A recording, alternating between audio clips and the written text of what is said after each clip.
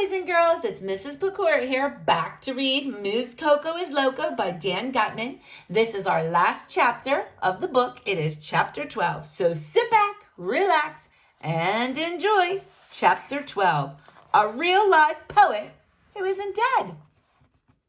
First, this weird purple smoke started pouring onto the stage. Next, the sound of drums started pounding out of the speakers. Then the lights went out and laser beams started shooting all over the place in different colors. The drums got louder, the lights got brighter. Then this guy ran onto the stage. He had on a baseball cap and he was wearing this long purple cape with sequins all over it. He had on sunglasses too, even though he was indoors. It was Mr. Hind, our old music teacher. He quit after he went on that TV show, American Idol, and became a famous rapper. He's not a poet, Andrea complained. Yo, yo, yo, Mr. Hind shouted. Let's get down and get funky, 'cause I'm so hunky. Let's all do the monkey. Mr. Hind did a monkey breakdance move, spinning on his head. Oh, excuse me, boys and girls. Then he got up and started rapping again. It's so good to be back at the elementary shack. The school is whack like water off a duck's back. Quack, quack, quack, quack. Everybody went crazy. Mr. Hind started hitting Mr. Klutz's bald head like a bongo drum while he sang a rap version of Green Eggs and Ham. Mr. Hind is out of his mind. Miss Coco started dancing around like a nutcase. All the kids got up and started dancing too, except for me. I was afraid that money was going to fall out of my pockets.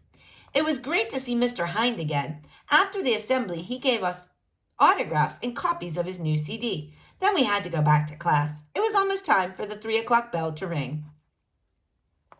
Everybody was tired from all that dancing.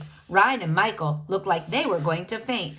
What's the matter, boys? Asked Miss Daisy. You don't look so well. I'm hungry, Michael said. I'm starving, said Ryan. Didn't you boys eat lunch? Asked Miss Daisy. We didn't have any money, said Neil, the nude kid. Why not? Asked Miss Daisy. Michael looked at me. Ryan looked at me. Neil, the nude kid, looked at me. All the boys were looking at me. That's when the most horrible thing in the history of the world happened. I guess all those coins were too heavy for my pockets or something. They must have ripped a hole in them because at that very minute, coins started sliding down my pants. They spilled out the bottom and clattered all over the floor. I thought I was going to die. I knew it, Andrea shouted. Arlo has been selling poems and taking the boys' lunch money. Is that true, AJ? Asked Miss Daisy. I didn't know what to say. I didn't know what to do. I had to think fast. So I did the only thing I could do. I ran out of there. And I'm not going back, ever. I'm going to go to Antarctica and live with the penguins. Maybe I'll finally get kicked out of the gifted and talented program. Maybe I'll get kicked out of school forever. Maybe next year we'll have National Skateboarding Month. Maybe Mr. Hind will come back to school and teach music again. Maybe Andrea will stop being so annoying.